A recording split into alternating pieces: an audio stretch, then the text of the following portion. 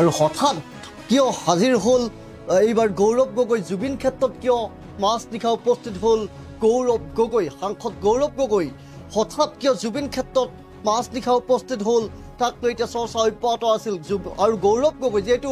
এছঅ'পিক লৈ এক বিতৰ্কৰ সূচনা হৈছিল জুবিন ক্ষেত্ৰত এছঅ'পি জাৰি কৰাক লৈ সৰ্বত্ৰ চৰ্চা অব্যাহত আছিল আৰু সেই সময়তেই কালিৰ দিনটোত নিশা 10 বজাৰ পিছত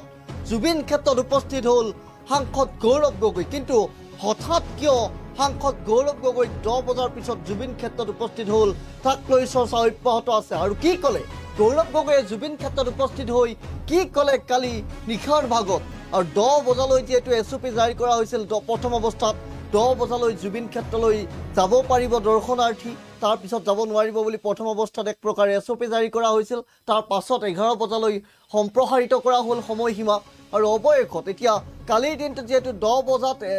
যাব পাৰিব বুলি 10 বজালৈকে দৰ্শনাৰ্থী যাব পাৰিব বুলি এক প্ৰকাৰ এছঅ'পি জাৰি কৰা হৈছিল আৰু তাৰ পিছতেই গৌৰৱ গগৈয়ে শক্তি প্ৰদৰ্শন কৰি দেখুৱালে নেকি যে এক প্ৰকাৰ অপেন চেলেঞ্জ দেখুৱাবলৈ গৌৰৱ গগৈ জুবিন ক্ষেত্ৰত উপস্থিত হ'ল নেকি যোৱা নিশাৰ ভাগত আৰু গৌৰৱ গগৈ উপস্থিত হৈ কি ক'লে এইটো যে এই মুহূৰ্তত আমি লৈ আহিছোঁ গৌৰৱ গগৈ যেহেতু নিশা 10 বজাৰ পিছত জুবিন ক্ষেত্ৰত উপস্থিত হৈছিল আৰু গৌৰৱ গগৈয়ে কৈছিল অসমৰ ৰাইজে সমাধি ক্ষেত্ৰক সন্মান কৰিছে গুৰুত্ব দিছে সেই গুৰুত্ব সন্মান চৰকাৰী এছঅ'পিয়ে দিব নোৱাৰে অসমৰ ৰাইজে এই সমাধি ক্ষেত্ৰখন জীয়াই ৰাখিছে অসমৰ ৰাইজে এই সমাধি ক্ষেত্ৰখনক তীৰ্থস্থানলৈ পৰিণত কৰিছে ইয়াত কোনো চৰকাৰী এছঅ'পিৰ ভূমিকা মই নেদেখোঁ অসম চৰকাৰৰ দায়িত্ব অসমৰ ৰাইজৰ আৱেগক শ্ৰদ্ধা কৰা নিজৰ কথাৰ মৰ্যাদা ধৰি ৰখাত অসমৰ ৰাইজক সহায় কৰা আৰু জুবিন ক্ষেত্ৰত উপস্থিত হৈ এই মন্তব্য সাংসদ গৌৰৱ গগৈৰ আৰু এতিয়া আমি আমাৰ হাতত দৃশ্যাংশ আহি পৰিছে আৰু সাংসদ গৌৰৱ গগৈয়ে জুবিন গাৰ্গৰ সমাধিত উপস্থিত হৈ জুবিন ক্ষেত্ৰত উপস্থিত হৈ কি ক'লে আৰু হঠাৎ কিয় গৌৰৱ গগৈ জুবিন ক্ষেত্ৰলৈ গ'ল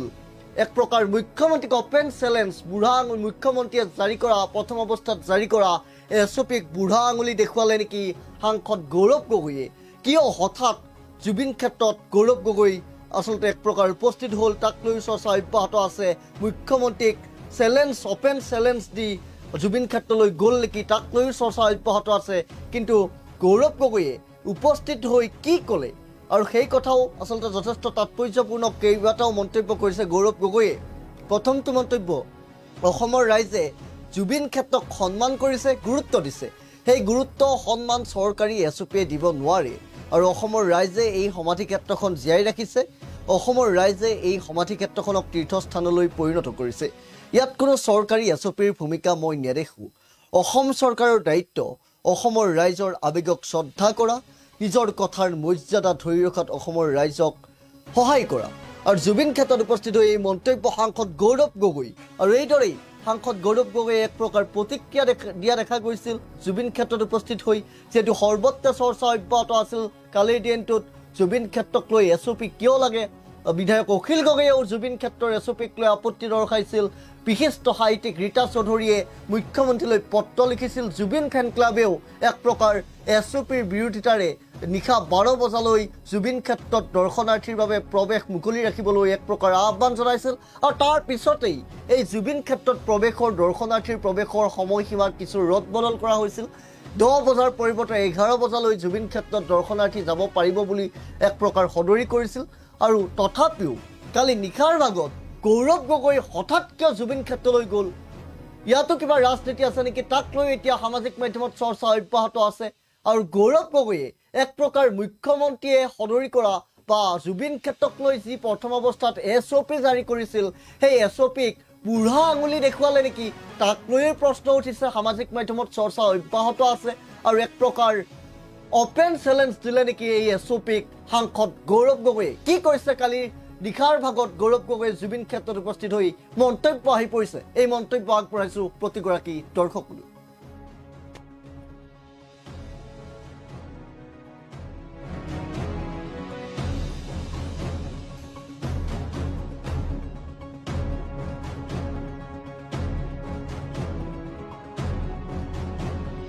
লৈ কিছু এছপি থাকিব লাগে মই নাভাবোঁ যে সমাধি ক্ষেত্ৰলৈ কিছু এছপি থাকিব লাগে মই নাভাবোঁ যে সমাধি ক্ষেত্ৰলৈ কিছু এছপি থাকিব লাগে মই নাভাবোঁ যে সমাধি ক্ষেত্ৰলৈ কিছু এছপি থাকিব লাগে মই নাভাবোঁ যে সমাধি ক্ষেত্ৰলৈ কিছু এছপি থাকিব লাগে মই নাভাবোঁ যে সমাধি ক্ষেত্ৰলৈ কিছু এছপি থাকিব লাগে মই নাভাবোঁ যে সমাধি ক্ষেত্ৰলৈ কিছু এছপি থাকিব লাগে মই নাভাবোঁ যে সমাধি ক্ষেত্ৰলৈ কিছু এছপি থাকিব লাগে মই নাভাবোঁ যে সমাধি ক্ষেত্ৰলৈ কিছু এছপি থাকিব লাগে মই নাভাবোঁ যে সমাধি ক্ষেত্ৰলৈ কিছু এছপি থাকিব লাগে মই নাভাবোঁ যে সমাধি ক্ষেত্ৰলৈ কিছু এছপি থাকিব লাগে মই নাভাবোঁ যে সমাধি ক্ষেত্ৰলৈ কিছু এছপি থাকিব লাগে মই নাভাবোঁ যে সমাধি ক্ষেত্ৰলৈ কিছু এছপি থাকিব লাগে মই নাভাবোঁ যে সমাধি ক্ষেত্ৰলৈ কিছু এছপি থাকিব লাগে মই নাভাবোঁ যে সমাধি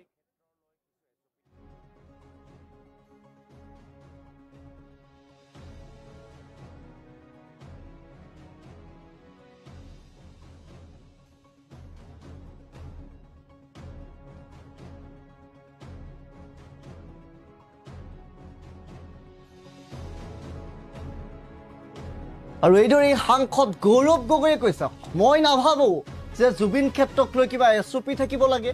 আৰু এই কথা এই মন্তব্য যেটো সৰ্বত্ৰে কালিৰ দিনটোত চৰ্চা অব্যাহত আছিল জুবিন ক্ষেত্ৰক এছপি কিয় লাগে জুবিন ক্ষেত্ৰত বলবৎ কৰা বা জাৰি কৰা এছপি মই নামানো বুলি মুকলিকৈ বিধায়ক অখিল গগৈয়েও কালিৰ দিনটোত কৈছিলে সামাজিক মাধ্যমত প্ৰকাশ কৰিছিলে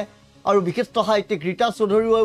মুখ্যমন্ত্ৰীগৰাকীলৈ পত্ৰ লিখিছিলে সামাজিক মাধ্যমত মুকলি চিঠি লিখিছিলে আৰু তাৰ পিছতে মুখ্যমন্ত্ৰীগৰাকীয়েও মন্তব্য কৰিছিলে যে ৰীতা বাইদেউৰ বা ৰীতা চৌধুৰীৰ এই মন্তব্য মোৰ ভাল লগা নাই বুলি মন্তব্য কৰিছিলে সেয়া যি কি নহওক পৰৱৰ্তী সময়ত জুবিন ফেন ক্লাবেও মুখ্যমন্ত্ৰীগৰাকীলৈ আহ্বান জনাইছিলে অনুৰোধ জনাইছিলে যে সময়সীমা নিশা 12 বজালৈকে বঢ়াব লাগে আৰু সেই আহ্বানলৈ জুবিন ফেন ক্লাবৰ আহ্বানলৈ যেন এক প্ৰকাৰ সঁহাৰি প্ৰদান কৰিছিল মুখ্যমন্ত্ৰীগৰাকীয়ে আৰু 10 বজাৰ পৰিৱৰ্তে 11 বজালৈ জুবিন ক্ষেত্ৰত দৰ্শনাৰ্থী যাব পাৰিব বুলি এক প্ৰকাৰ কালিৰ দিনটোতে সদৰি কৰা পৰিলক্ষিত হৈছিল এঘণ্টা বঢ়াই দিয়া হ'ল 10 বজাৰ পৰিৱৰ্তে 11 বজালৈ দৰ্শনাৰ্থী জুবিন ক্ষেত্ৰলৈ যাব পাৰিব আৰু তাৰ পিছতে দেখা গৈছে কালি যেটো 10 বজালৈকে সময়সীমা কালি এছপি মতে 10 বজালৈকে আছিল আৰু গৌৰৱ গগৈ সাংসদ গৌৰৱ গগৈ নিশা 10 বজাৰ পিছত জুবিন ক্ষেত্ৰলৈ গৈছে আৰু ইয়ে কি হুচাই এক প্ৰকাৰ ইয়াতো এক প্ৰকাৰ ৰাজনীতিৰ ৰহন হানিবলৈ গ'ল নে মুখ্যমন্ত্ৰীগৰাকীক বুঢ়া আঙুলি দেখুৱালে নেকি সাংসদ গৌৰৱ গগৈ এই কথা এতিয়া সামাজিক মাধ্যমত সৰ্বত্ৰে চৰ্চিত হৈছে মুখ্যমন্ত্ৰীক অপেন চেলেঞ্জ দিবলৈ গ'ল নেকি সাংসদ গৌৰৱ গগৈয়ে আৰু গৌৰৱ গগৈয়ে জুবিন ক্ষেত্ৰত উপস্থিত হৈ কেইবাটাও তাৎপৰ্যপূৰ্ণ মন্তব্য কৰিছে যে মই নাভাবোঁই যে জুবিন ক্ষেত্ৰক লৈ কিবা এছপি থাকিব লাগে জুবিন ক্ষেত্ৰক অসমৰ ৰাইজে সন্মান দিছে গুৰুত্ব দিছে সেই সন্মান গুৰুত্ব এছপিয়ে দিব নোৱাৰে বুলি মন্তব্য কৰিছে গৌৰৱ গগৈয়ে আৰু গৌৰৱ গগৈয়ে যেটো কেইবাটাও মন্তব্য কৰিছে আৰু সাংসদ গৌৰৱ গগৈ হঠাৎ নিশা 10 বজাৰ পিছত নিজেই উপস্থিত জুবিন ক্ষেত্ৰলৈ গৈ এক প্ৰকাৰ মুখ্যমন্ত্ৰীক এই বুঢ়া আঙুলি দেখুৱাইছে নেকি বুলি এতিয়া সামাজিক মাধ্যমত প্ৰশ্ন উত্থাপন হৈছিল যেটো সিদিনা মুখ্যমন্ত্ৰীগৰাকীয়ে সদৰি কৰিছিল যে নিশা 10 বজালৈকে দৰ্শনাৰ্থী যাব পাৰিব আৰু সেই কথা কোৱাৰ পিছতেই নিজেই গৈ এক প্ৰকাৰ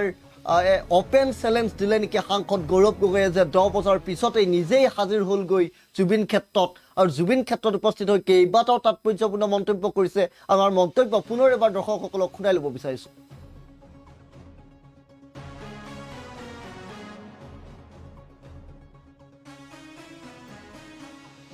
ৰাইজৰ আবেগটো শ্ৰদ্ধা কৰা আৰু নিজৰ কথাৰ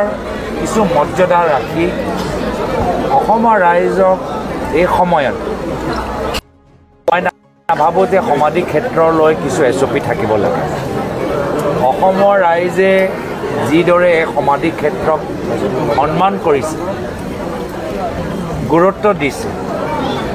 সেই গুৰুত্ব কোনো চৰকাৰী এছপি দিব নোৱাৰে অসমৰ ৰাইজে এই সমাধি ক্ষেত্ৰটো জীয়াই ৰাখিছে অসমৰ ৰাইজে এই সমাধি ক্ষেত্ৰটো তীৰ্থস্থললৈ পৰিণত কৰিছে ইয়াত কোনো চৰকাৰী এছপি আৰু কোনো ভূমিকা মই নেদেখোঁ আৰু চৰকাৰৰ দায়িত্ব যে অসমৰ ৰাইজৰ আবেগটো শ্ৰদ্ধা কৰা আৰু নিজৰ কথাৰ কিছু মৰ্যাদা ৰাখি অসমৰ ৰাইজক এই সময়ত সহায় কৰে মই নাভাবোঁ যে সমাধি ক্ষেত্ৰলৈ কিছু এছপি থাকিব লাগে অসমৰ ৰাইজে যিদৰে এই সমাধি ক্ষেত্ৰক সন্মান কৰিছে গুৰুত্ব দিছে সেই গুৰুত্ব কোনো চৰকাৰী এছঅ'পি দিব নোৱাৰে অসমৰ ৰাইজে এই সমাধি ক্ষেত্ৰটো জীয়াই ৰাখিছে অসমৰ ৰাইজে এই সমাধি ক্ষেত্ৰটো তীৰ্থস্থললৈ পৰিণত কৰিছে ইয়াত কোনো চৰকাৰী এছঅ'পি আৰু কোনো ভূমিকা মই নেদেখোঁ আৰু চৰকাৰৰ দায়িত্ব যে অসমৰ ৰাইজৰ আৱেগটো শ্ৰদ্ধা কৰা আৰু নিজৰ কথাৰ কিছু মৰ্যাদা ৰাখি অসমৰ ৰাইজক এই সময়ত সহায় কৰে মই নাভাবোঁ যে সমাধি ক্ষেত্ৰলৈ কিছু এছঅ'পি থাকিব লাগে অসমৰ ৰাইজে যিদৰে এই সমাধি ক্ষেত্ৰক সন্মান কৰিছে গুৰুত্ব দিছে